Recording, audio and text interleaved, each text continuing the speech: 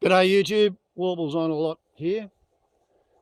At this point in time, 3 weeks after Afghanistan has fallen to the Taliban, after America has cut and run and pull up stakes and debunked from the country that it has attempted to occupy for 20 years because they wanted to go in there to capture Osama bin Laden because he was getting the blame for 3 aeroplanes being hijacked, 2 of them hit 2 buildings, and then spontaneously, miraculously, apropos of nothing in particular, 3 buildings collapsed, vertically deconstructed themselves at free fall speed and fell straight down into their floor plan footprint areas in 3 separate gigantic puffs of concrete dust and thermite smoke. And that was blamed on Osama bin Laden because Osama bin Laden, he was the bloke who'd put a truck bomb, a couple of tons of fertilizer bomb in the parking garage of the World Trade Center. He was also the bloke who'd put a limpet mine on a destroyer called the USS Cole tied up to a wharf in Yemen. And he'd done all that because he wanted the Americans to take their troops out of Saudi Arabia. Today we're going to get into why the American troops were in Saudi Arabia. They were put in Saudi Arabia as part of the idea of liberating Kuwait.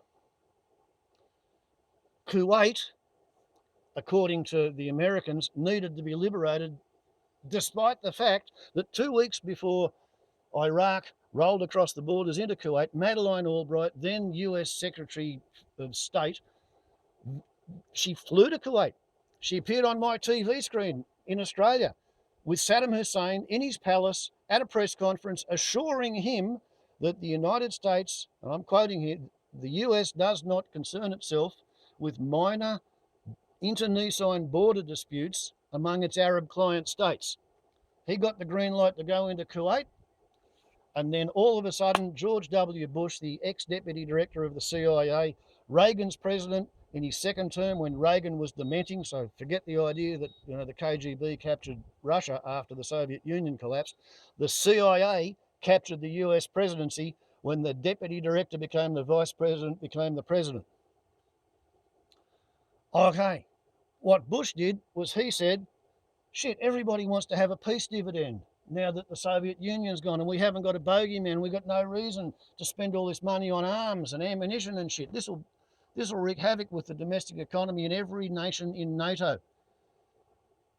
So he green-lighted the Iraqi invasion of Kuwait, and then he said, oh, look at this human rights violation, boo-hoo, sob, sob. Everybody in NATO, come and help me, and we're going to go in there and kick these wicked, evil, nasty Iraqis who used to be American allies when they were fighting against the Iranians, who had had a revolution in the 1970s and stolen all the American military aid that had been given to the Shah of Iran. Let's go in there and kick them all out. And that means we can fire off the entire NATO anti-Soviet stockpile, and then we can justify issuing new rearmament contracts to the entire military-industrial complex, and we can get at least 10 years' worth of domestic peace and tranquility out of it. And that happened too. And then his bloody idiot wayward son decided, oh, Daddy didn't do it good enough. We need to invade and occupy Iraq. And first he tried to occupy Absurdistan, the graveyard of empires. So let's have a bit of a listen to an interview by Julian Morrow, who's married to my cousin's daughter, interviewing a bloke called Stephen Davis, who wrote a book called Operation Trojan Horse about the time in 1990 when the United States Air Force bombed and destroyed a British civilian 747 airliner, which the British had sent into Kuwait, just as the Iraqi tanks were gathering at the fence around the airport. Great story. Pay attention. You will learn a lot.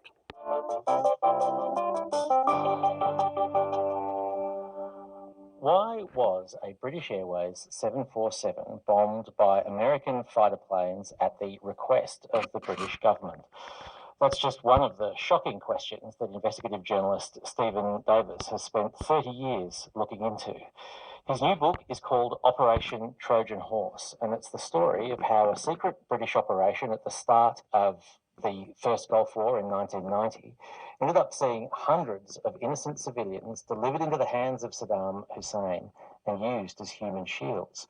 It's billed, understandably, as the true story behind the most shocking government cover-up of the last 30 years. And I'm very pleased to say that Stephen Davis joins us now. Welcome, Stephen. Good morning, Julian. It really is an amazing story, Stephen, and it all revolves around flight BA149, the British Airways flight with 385 people on board that landed at Kuwait International Airport on the 2nd of August 1990, right when Saddam Hussein's Iraq was invading Kuwait. Who were the critical passengers on that flight? On the flight, there were a group of young men who got on as the flight was delayed in Heathrow, and they got off and weren't captured and disappeared. And my investigation originally was driven by finding out who those men were. The answer was they were essentially a black ops operation, a secret military intelligence team who were put on the ground at request of the US government, by the British government, to keep an eye on Saddam Hussein's troops. The plane landed as the Iraqi tanks were surrounding the airport. Shortly after the plane landed, the airport was bombed as the plane was being refueled. So that was the beginning of it. But what we have flowing from that is 30 years of cover-up by multiple governments, including, I have to say, the Australian government, who haven't wanted people to know the suffering of the human shields in captivity, because then too many questions would be asked about what followed. And maybe we can discuss later on, there is a direct link between the misuse of intelligence on this mission and the terrible events that happened in the Middle East and elsewhere for the last 30 years. Stephen, if there was going to be a black ops operation of British intelligence officers flying into Kuwait, why were they flying in on a civilian flight? I've talked to two people who were on the mission, and they simply considered it was the simplest way to get them there quickly. They had the cover of engineers, they had engineering gear waiting for them at Kuwait Airport, which was a useful cover for carrying weapons. And of course, as my book reveals, they thought they would have a time to land and get off, and the plane would carry on before Iraqi troops reached Kuwait. But the Kuwaiti defenses collapsed like a pack of cards. The Kuwaiti royal family took off for the border of Saudi Arabia at the first sign of trouble, leaving no orders for the defense of their country. So these people were landed right smack in the middle of the war zone.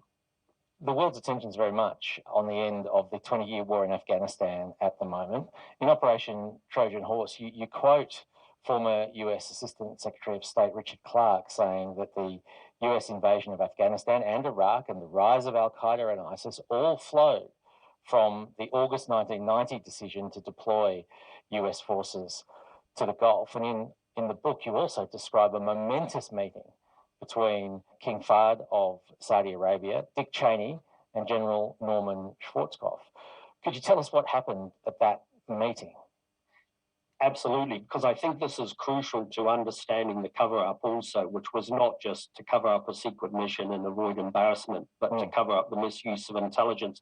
So just to remind your listeners, the Iraqis had invaded Kuwait, and the very next question was, are they going to go on to invade Saudi Arabia, in which case Saddam would be left in control of about 40% of the world's oil. So the team that were landed on 149 reported back the Iraqi movements and were absolutely clear in their intelligence that there was no sign whatsoever that the Iraqis were going to invade Saudi Arabia. Nevertheless, Dick Cheney and Norman Schwarzkopf flew to Saudi just a few days after the plane landed, and they talked to the king. And this was a meeting which changed the course of history, but I have to say, part of history which hasn't been properly examined. So Cheney and Schwarzkopf said, look, the Iraqis are threatening you, and our solution is we need to get American troops into Saudi. And the king turned to his brothers and others and said, what do you think? And they all said, no, no, no. We can't have American soldiers on sacred Saudi soil. But surprisingly, the king said yes, based on Cheney and Schwarzkopf convincing him that the Iraqis were about to invade his country, for which there was absolutely no evidence whatsoever.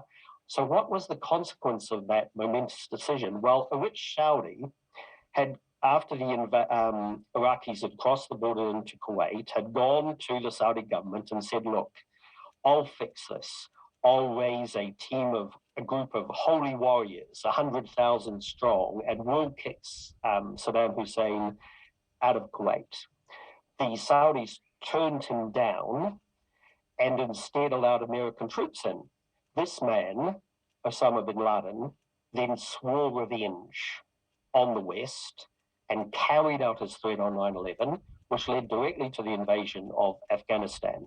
And Richard Clarke, by the way, who's an expert in this field, who actually attended the fateful meeting, as you say, in Operation Trojan Horse, he basically says this led to 30 years of catastrophe in the Middle East, including the scenes that we've been seeing in the last month. On Sunday Extra, we're speaking with investigative journalist Stephen Davis about his new book, Operation Trojan Horse.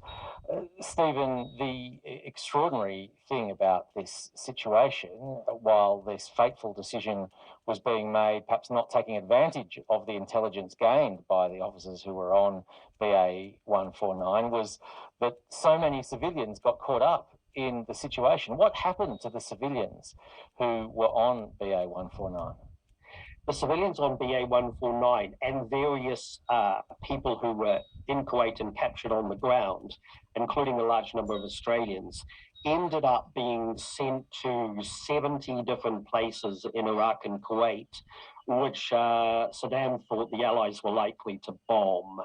And they were human shields. That's where the phrase comes from. Mm. They suffered shocking conditions and treatment. There was a report done, Operation Sandcastle, which was then covered up by the UK government, which interviewed a lot of these human shields, and it paints a truly grim picture. There were rapes and other sexual assaults. There were a lot of physical assaults. There were mock executions. There were near starvation conditions. There was psychological torture. And they went through all this, by the way, with the Iraqis saying, well, when the Allies involved, we're going to shoot you. And also thinking that even if that didn't happen, that the Allies would bomb the installations that they were at. Yeah. Ironically enough, this is when Saddam Hussein actually had weapons of mass destruction programs. So some of these poor people were held at nuclear installations, chemical warfare installations, by dams and bridges. So apart from the tremendous suffering that they endured in captivity, essentially they thought they would be killed by their own side. Mm.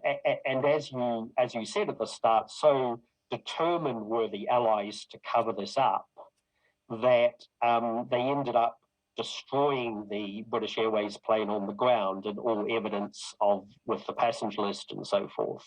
Which an image which went round the world and was attributed to the Iraqis, another lie in this whole appalling story. Were the civilians ever properly compensated for what happened to them? No, this showed up a serious flaw in the Warsaw Convention, which is supposed to basically say that if you're on a plane and something happens, you're treated equally and fairly. That absolutely wasn't the case. The Americans sued and won a lot of money. The French sued and British Airways battled them through the courts and they won a lot of money. But British, Australian and New Zealand passengers got nothing. Often just a letter from British Airways saying, we're sorry, we lost your luggage. It's just amazing. You mentioned Operation Sandcastle and the sort of covering up of the events by the government. What's British Airways' line been on these events?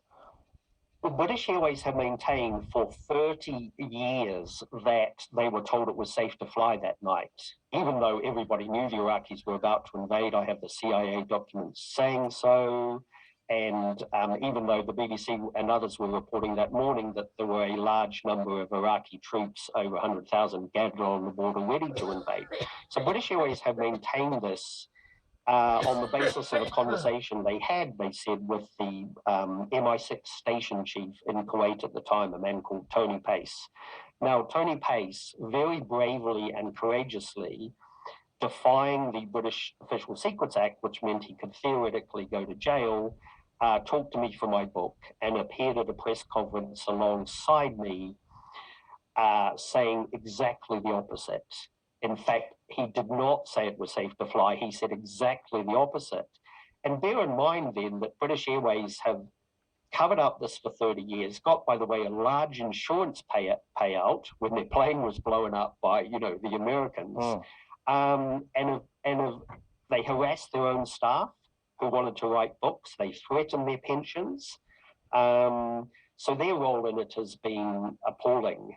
And I also mentioned to you multiple governments involved in the cover-ups. One interesting aspect, I discovered that a number of Australians on the ground had found out that this secret team had been landed. When they were debriefed by Australian embassy officials, they called themselves, but they were certainly Australian intelligence. They were all told, don't ever talk about this. Don't ever talk about your work with the Kuwaiti resistance or the fact that the secret team landed. So all Western governments have kept this disgraceful cover-up going for, 3 decades.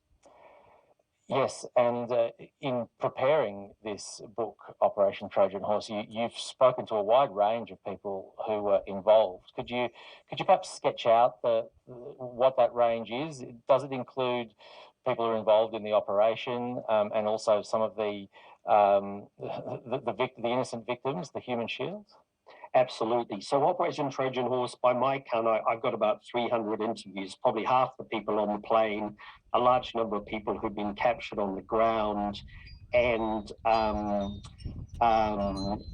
various victims, plus 2 of the military intelligence team who were actually on board, plus mission planners, plus CIA officials, plus Tony Pace. A large selection of people now. And what's kept me going on this, Julian, and I pursued this story long after other media have given up on it, was that every time I talked to a human shield about what happened to them, it'll reach this point where suddenly they'll burst into tears, or they'll shake, or they'll tell me about their PTSD and the horrors they suffered. They have been denied recognition twice over. First off, why they landed, and secondly, of the suffering that they had. Yes, indeed. I'll give you an example. Well, unfortunately, we're just running out of time, unfortunately, Stephen, but thank you very much. Stephen Davis is the author of Operation Trojan Horse, a truly amazing story, billed as one of the most shocking government cover-ups of the last 30 years, and perhaps no surprises, it's soon to be a major TV drama. Thanks again, Stephen Davis. Well, there you go. And in such a short time, they obviously weren't able to give too much detail or too much background. He didn't mention, for example, that during the 1980s, Osama bin Laden, and I say Osama bin Laden because the only person I know who is educated to the point where they grew up talking English, but they can also read and write and speak Arabic. The only person I know who is in that position is actually Julian Morrow's father-in-law. And he told me last time he was here, he has been here with my cousin, he told me that Osama, because I referred to Osama bin Laden as Osama bin Laden. And he looked at me and turned his head sideways, and he was obviously thinking for a bit. He said, yeah, actually, Osama is a valid pronunciation of the Arabic script. He was on the front cover of Time magazine not once but twice because he was such a lauded, beloved ally of America, because he had turned up in Afghanistan, or actually turned up in Pakistan at the madrasas which the CIA was funding. he turned up there when Reagan was the Prissydunce, and he said, oh, look, I've got all these followers of mine, and we want to help expel the Russian or Soviet infidel troops, the unbelievers, from the sacred, holy Muslim soil of Afghanistan. So normally when you're recruiting an army, you have to find somebody to join, you have to pay them, and then you have to clothe them and train them and feed them and arm them and do all the other things. Well, with Osama bin Laden, there was no need for that because he brought his own followers. He had his own money. He was the ideal recruit. He was a great American ally. And he helped the American trained forces, trained by the British warrant officer and sergeants about to retire from the Special Air Services at the end of their 20-year enlistment. You know, they might have a year or two to go. They were approached by the British Department of Defence, who said, how would you like to go and work for the Foreign Affairs Office, who've got this lovely contract with the American State Department to go out to Pakistan and train all of these Afghans in counterinsurgency. The British SAS trained the Mujahideen. The Taliban was part of the Mujahideen. Al-Qaeda, the Taliban was the indigenous Afghan largest faction of the Mujahideen. Al-Qaeda, it's Arabic and it means the list. The list of people who were coming from Afghanistan and Jordan and Syria and Lebanon, anybody else who was a follower of Osama bin Laden, they were the list, Al-Qaeda. So yeah, the whole raison d'etre of Osama bin Laden going to Afghanistan and fighting there for 8 or 9 years, the whole reason he was interested in all that was specifically, absolutely specifically, no other reason but to kick the infidel foreign troops off the holy, sacred Muslim soil of Afghanistan. So when his uncle, King Saud of Saudi Arabia, decided that he was going to allow 50,000 American troops to come to Saudi Arabia in order to guard Saudi Arabia against what now turns out, we find out, was an absolutely non-existent, invented, confected bullshit threat that Iraq was in any way likely to invade Saudi Arabia, Osama bin Laden went up the wall. He became unduly upset.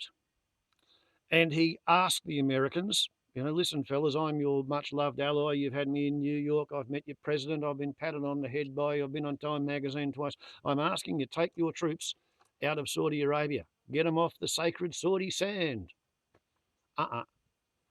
Not interested. They wanted American control of Saudi Arabia. Why did America want control of Saudi Arabia? Well, for that, you'd have to go back to 1973.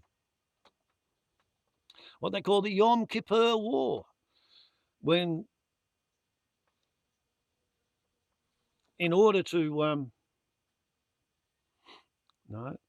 72 was the Yom Kippur War. 73 was the Arab oil embargo following the Yom Kippur War, when Israel was advancing into Egypt really successfully, and King Saud said, okay, I'm not going to send any more oil to Europe or America unless the Israelis stop. The Israelis stopped. Previous to that, my economics teacher and his wife, who were in Israel at the time, they were on a kibbutz there for 6 months, they said that before the Yom Kippur War, there had been 3 foot of sand in the bomb shelters and dugouts, and trenches were collapsing and nobody was taking life very seriously. And then the war started and everybody freaked out and dug out the bomb shelters. And then the Israelis started to advance on all fronts. And the joke was, come to Israel and see the pyramids.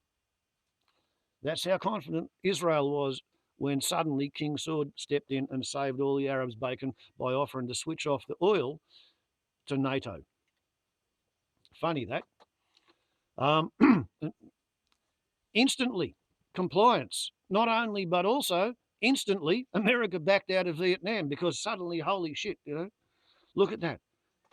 We don't have the resources to keep going with this bloody quagmire on the Asian subcontinent. Like I said, funny that. And then King Sword said, okay, that's it. We're going to crank up the price of oil. Went from like $3 a barrel to $30 a barrel. And America was virtually bankrupt. Nobody wanted American dollars for any reason. Nixon went and, cap in hand, tugging on his forelock, on his knees to King Sword. He offered him a very interesting deal. He said, I will pimp the Pentagon to you, King Sword, sir. You can have all of my pentagonal hemorrhoids. And King Sword said, I don't fucking want them. They just got kicked out of Vietnam. They're just an army of conscripts. They're no bloody good at all. Okay, fine. We'll have a volunteer army.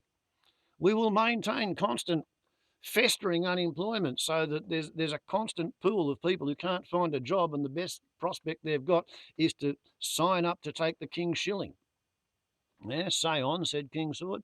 And the Americans said, we will guarantee the security of every oil field in all of OPEC, not just Saudi Arabia, all of OPEC. We guarantee the military security of all OPEC's oil fields, and you just have to pay us to do it.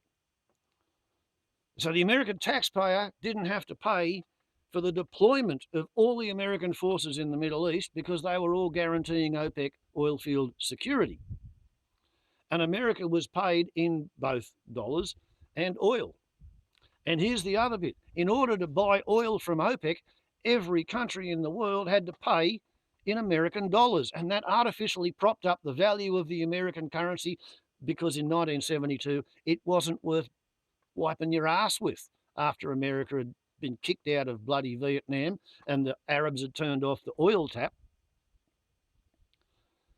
So I don't really have a clue what George W. Bush was doing in 1972 or 73.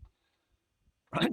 But by the middle of the 1980s, he moved from being deputy director of the CIA to being vice president of the USA, and then he got elected president following Reagan. And then Russia collapsed. Well, the Soviet Union collapsed and devolved and became Russia, and it was a bloody schmozzles, and there was absolutely no need to continue to fund NATO because Russia wasn't a threat. Anybody who happened to be posted to a Russian military base was selling the fucking guns to anybody in the world who would fly in and pick them up. Yeah, well, ex-deputy director of the CIA got to be president. He no longer had to worry about the Soviet Union, so he decided, bugger the idea of a peace dividend. What we want is continued employment for the armaments manufacturing industry in all the NATO countries. So we greenlight Sad Man Who's Insane to adjust his borders into Kuwait. We tell the world that he's an absolute cunt and an arsehole, a perineal fistula, veritably. And then we can go in there and poop off everything, fire the whole fucking lot at him. And then, because George W. Bush was old enough to have fought in World War II and he knew what an occupation force was going to be facing because he'd seen the partisans cream the Germans. He'd seen the partisans cream the Japanese. He didn't want to be stuck in fucking Iraq trying to occupy it. He went in, fired off all of his fucking spare ammunition, upset the shit out of everybody, and then pissed off. Whereupon Sad Man Who's Insane decided, well, shit, we had these weapons of mass destruction. It didn't do us a bit of good. We might as well get rid of them. And he did. That was the amazing thing. He did exactly what he was pretending not to have done. He was trying to be a big man, boasting about the size of his stick. He pretended to still have things that he didn't have. He'd actually got rid of them. A fellow called Hans Blix was an Australian weapons inspector who was in there just before the Shrub, the second Bush president, the little one, decided that, oh, well, we're going to go in there. Why did America want to go into Iraq and occupy Iraq? 2-3 years after they decided that they were committed to occupying Afghanistan, because they wanted to go to Afghanistan to catch this wicked, evil, nasty Osama bin Laden, the bloke who put a limpet mine on the USS Cole and put a truck bomb in the bottom of the World Trade Center, and who has been blamed or credited, depending on your point of view, supposed to be responsible for recruiting 19 brave commandos who wanted to be inserted behind enemy lines because, you know, that's exactly what the British people were, who were being flown by BOAC or British Airways into Kuwait in August 1990. They were brave commandos going behind enemy lines to commit violence for political reasons. Okay, so Osama bin Laden is supposed to have recruited these people. He probably did. He sold them on the marvellous mission plan. I'm going to put you in America and you can get some flying lessons and stay in a motel, and then you can take your box cutters and hijack these aeroplanes and dive them into the World Trade Center. They probably believed they were going to do it. Do I think that somebody who has never been sent solo in a two-seat Cessna because his instructor doesn't think he's going to get the aeroplane back in a condition in which it can be used, do I think that caliber of a pilot is capable of getting into a twin-engined jet airliner that's got 40 tons of fuel on it and then flying the bloody thing in a 740-degree, more than 2 complete 360s, spiral diving turn at just short of the velocity never to be exceeded, because if you go any faster than that, the bloody wings fall off, the tails fall off, maximum speed, and pull out of the dive, flying straight and level over the streets of New York City and then fly into the side of a building, not once, but twice, 2 different aircraft with 2 different student pilots, neither of which could fly a Cessna. Do I think that's what actually happened? Do I think that 40 tons of jet fuel burning in a steel concrete reinforced skyscraper is going to melt the steel and make the building fall down? No, I don't. I think the biggest clue to the idea that it was not a bloke with failing kidneys living in a cave in Afghanistan, although at the time he wasn't. He was living in a motel in Kabul because he hadn't been prescribed by the US government at that point. He was a guest of the Taliban because the Taliban had risen to prominence to become the cream on top of the Mujahideen. The Taliban was the United Nations recognised government of Afghanistan in 2001. And they have a tradition that if you've got a guest in your home and one of the guest enemies comes and starts pounding on your door, you're not supposed to give the guest up to their enemies. The guest is actually supposed the next morning to say, well, thanks very much, but I'm not going to hang around and endanger your entire household with my presence. I'm going to go away. And Osama bin Laden didn't do that. Osama bin Laden decided, oh yeah, I'll stay here. I don't want to go out anywhere in the world where the Yanks can get at me. So the Yanks then shot their way into Afghanistan. And, you know, you break it, you own it, so you've got to try and fix it. That was when they started getting into this nation-building stuff. And that was when the Taliban was suddenly declared to be the arseholes of the world, because they dared to fight back. You know, it's a European's definition of a dangerous animal. It fights back when attacked. Well, NATO attacked Afghanistan. Afghanistan fought back. After a couple of years of fighting Afghanistan, the Taliban were hiding in the hills. The Americans were paying through the nose to occupy Kabul and a couple of other outlying strongpoints. Al-Qaeda, they'd pissed off to hide in a cave on the Pakistani side of the border. And the American public was bored with the whole idea. And I think it was Rumsfeld, but it might have been Cheney. But one of them said, look, we need to go into Iraq. And somebody else said, Iraq, why do we want to invade Iraq? We're in Afghanistan. If you want to drop more bombs and shit, just bomb Afghanistan. And he said, there's no good targets in Afghanistan. There's no good targets in Afghanistan. So the excited status of Norte Armed Americano in 2003, I think it was, they invaded and occupied Iraq and broke Iraq. They wouldn't give anybody who'd been in the Iraqi Army, Navy or Air Force a job. So they had nothing to do except become guerrillas, teach the local yokels how to be counterinsurgents, and eventually they formed fucking ISIS, Islamic State in Syria.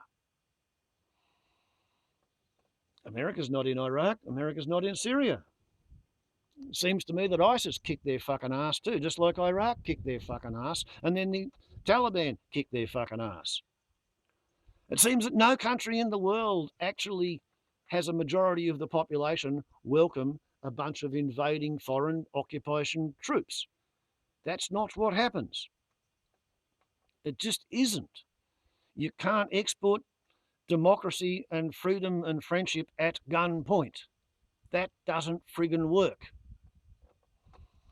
So $2 trillion in 20 years attempting to occupy the graveyard of empires, the place that has destroyed, well, has beaten external imperial forces on 5 occasions. 3 times it was Britain. 3 times it was Britain. 1840s, 1870s, and 1920. Then it was the USSR. And now the excited status of Norte armed Americano. And now, you know, in this radio documentary or radio interview with the author of the book that took him 30 years to write, and he interviewed half the passengers who were on the friggin' aeroplane that got attacked by the Americans. I mean, I can remember wondering why the hell the British Airways would send a 747 in, because there was the surface coverage which happened on the news. Oh, look at that. Why would you go in there just as Kuwait's invading? Oh, you silly bastards. Why would a bunch of British mining engineers want to go into Kuwait? Like, is your oil rig that precious to you? No. Not oil extraction engineers. British commandos bravely fighting behind enemy lines. Just like the 19 silly bastards with box cutters. What was it? 15 Saudi Arabians, 14 Saudi Arabians, 4 Jordanians and a Portuguese. Yeah. Imagine how frightened they were for the time that they were lurking in America, trying to learn to fly a Cessna well enough to be able to pilot a hijacked airliner. At least as brave as all of the British Secret Service operatives who got parachuted into France, at least as brave as the American OSS agents who went into Greece and Yugoslavia. Obviously as brave as the Australian coast watchers left behind after we retreated from the Japanese in the Southwest Pacific. Surely. I mean, it's more than 20 years since it happened, so therefore it's okay to say they're brave. Because that's one of the funny things about war.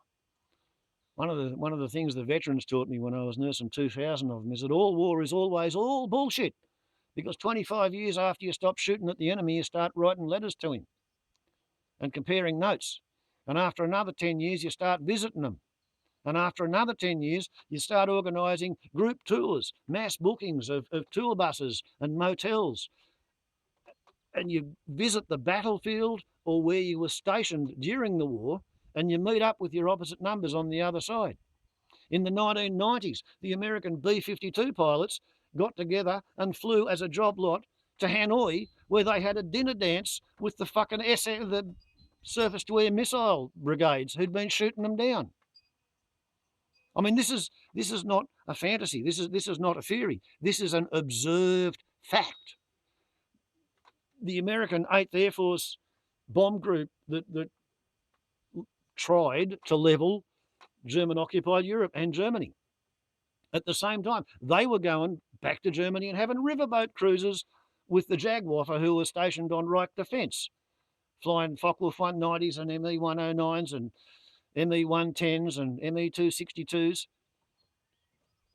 45 years afterwards, they're getting together every year if they can, because they know their time's short. And they've outgrown the belief in propaganda fed to them by the politicians.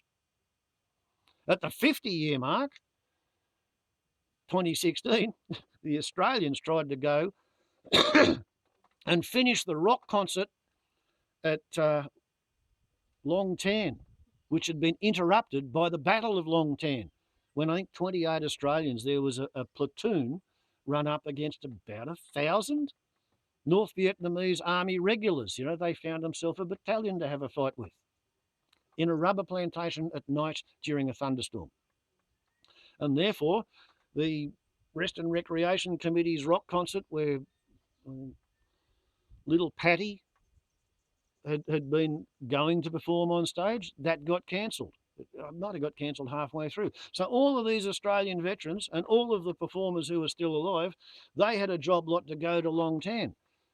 And they had organised a memorial service and church service and all this, but they also were going to have a dinner dance and a rock concert. And that pissed the Vietnamese off. It was entirely too much like a victory celebration for a battle in a war that we lost.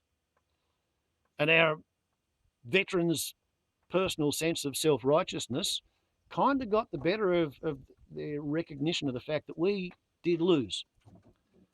And actually, in all of Vietnam, there's only one monument anywhere to the ANZUS dead, the Australian, New Zealand and US dead who died over there.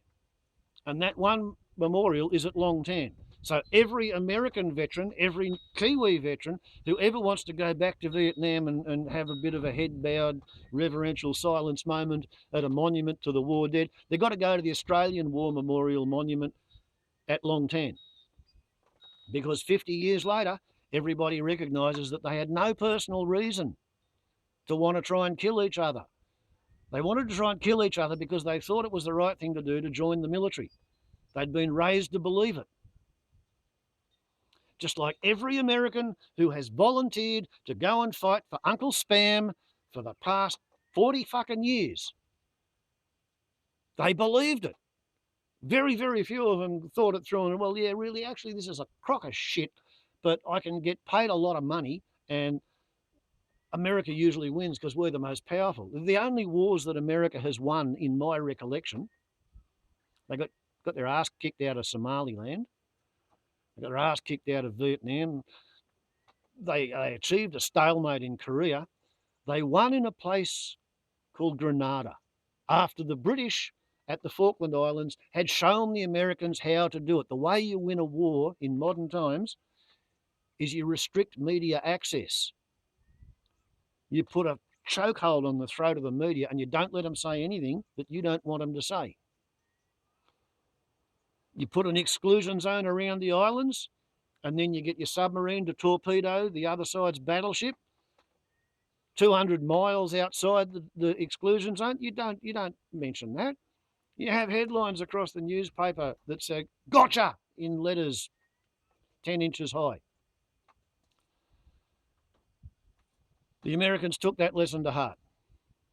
They did Grenada, they did Nicaragua, then they started feeling their oats and having a go at all sorts of places all over the place. They were pretty leery of putting troops on the ground. They didn't help Johnny Howard when Australia wanted to have a fight with Indonesia and go in there and liberate East Timor. They said, yeah, we'll give you some logistic support, but no boots on the ground. Oh, shit, no. Oh, no, we're not getting involved in foreign wars. They bombed the crap out of Kosovo, but again, the Americans didn't go in there and put any soldiers at risk of being shot at. Funny cuckoo. But yeah, very, very interesting to learn that the Americans asked the British to send a commando raid, a commando intelligence gathering raid into Kuwait just before the Iraqis invaded on a British Airways 747 full of fucking civilians from all over the bloody free world. Got their intelligence wrong. Landed in the under the muzzles of the. Do you have to kick my buckets around? Bowerbirds are a bit investigative. Landed under the muzzles of the Iraqi tanks, and then covered up the fact that the American Air Force destroyed the British aeroplane, and the bloody British put in a bogus insurance claim. They got an insurance payout for going into a war zone and then asking for a friendly Air Force to destroy their bloody aeroplane on the ground. Oh. It really must suck to be somebody who swallowed all that crap and volunteered to join any military farce of any of the NATO countries or the ANZUS countries. I'm just incredibly glad that my childhood and adolescence were such that I was as a young man, educated sufficiently to see through all of the propaganda and the recruiting marketing jism. I salute the bravery of everybody involved because they didn't recognise that they were fighting for bullshit reasons. But that's what they did. That is what they did. And ideally, at some point, I won't be the only person to raise me little boy to join the fire brigade rather than the fucking army. Get out of the army cadets, kid. Come over here and join the rural fire service cadets. My kid was a deputy captain at age 17, elected by the local sheep farmers because that's how you get a rank, a badge of office in a volunteer firefighting brigade. You don't get appointed by head office, you get elected by the brigade members. 17 years old and the Greenies kid gets elected by the Graziers as the youngest deputy captain in the state. He's 32. He spent 8 years as full red hat captain of a 2-tanker brigade, I think for 8 years or so. He was also a foundation member of the local remote area firefighting team. He's now stepped down to allow for succession planning. Somebody else can have a go. He's now a deputy captain. I don't know whether he's the senior deputy captain. He spent a year as senior deputy and a year as deputy when he was poached by Rediston Brigade, who wanted him because their captain wanted to retire and they didn't have anybody who was ready to step up. So therefore they asked Dundee, can we have this young fella? And yeah, it's an interesting organic system. But I can remember when he was in an army cadets. He was about 13 at high school, 2002. Yeah. And we had a 6-week Section 44 campaign fire, the first mega fire storm that I've ever actually seen and had to run backwards 30 miles from in one day. And seeing his old man suddenly put on a uniform and go out and fight fires, that inspired him.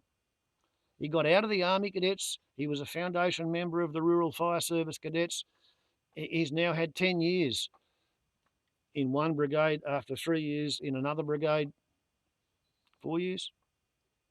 He's 17 to 32. So yeah. He's had 15 years as a captain, 8 years as brigade captain, and he's stepping back to let somebody else have a go. I remember when he was 18, I was putting him on a bus to catch a jet to go to Melbourne.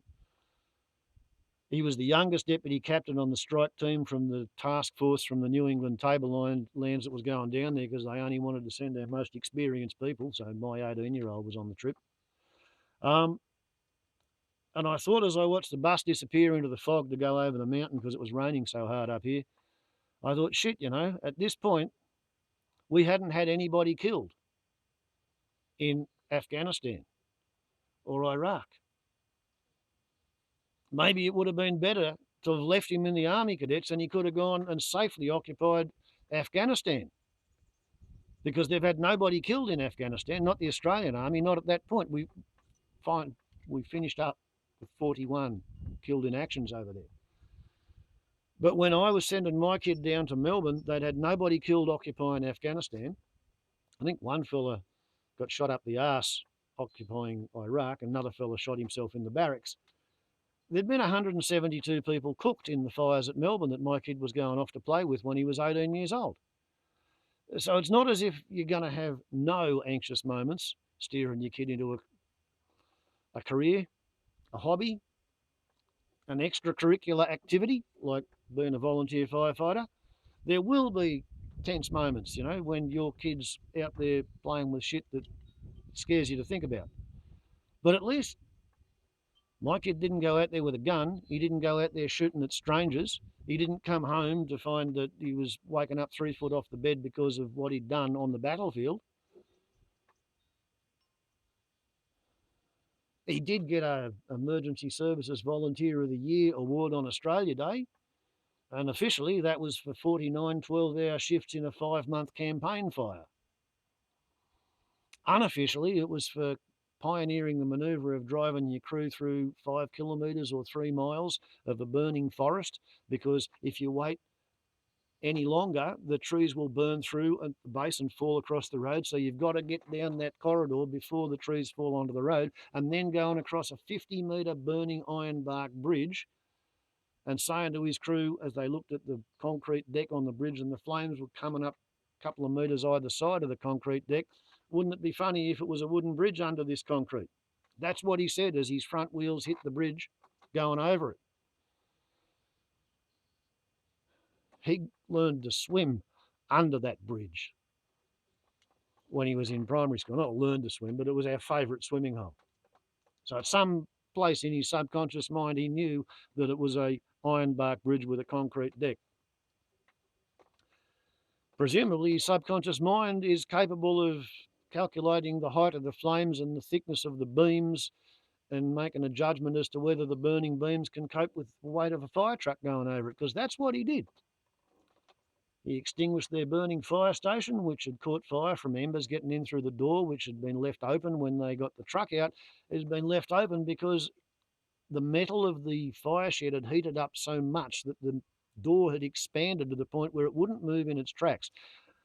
Fire coming, raise the door, start the truck, pull the truck out. By the time you get the truck out, the shed's too hot to shut the door. The door won't friggin' move. So young fella, me lad, extinguished the burning fire shed.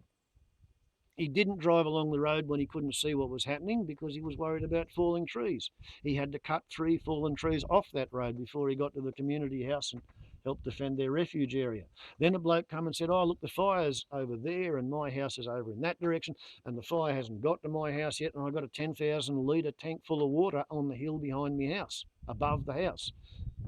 So my kid went over there with his crew, put them to a hand line to defend the water tank, while he MacGyvered a rig to get water from the end of the poly pipe into the tank on his fire truck so he could use the 10,000 litres of the fire truck to augment the 1,100, 1,300 litres on his fire truck so he could run 2 hoses, and he defended a house. 65 houses were destroyed out of about 110. 60 or 70 people got variously burned. 2 people were hospitalised with skin grafts. 2 people died.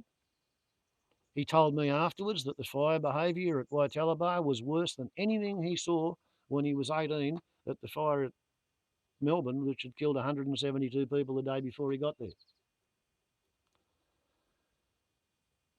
So I don't know whether he wakes up 2 foot off the bed thinking about stuff that he's seen on the fire ground.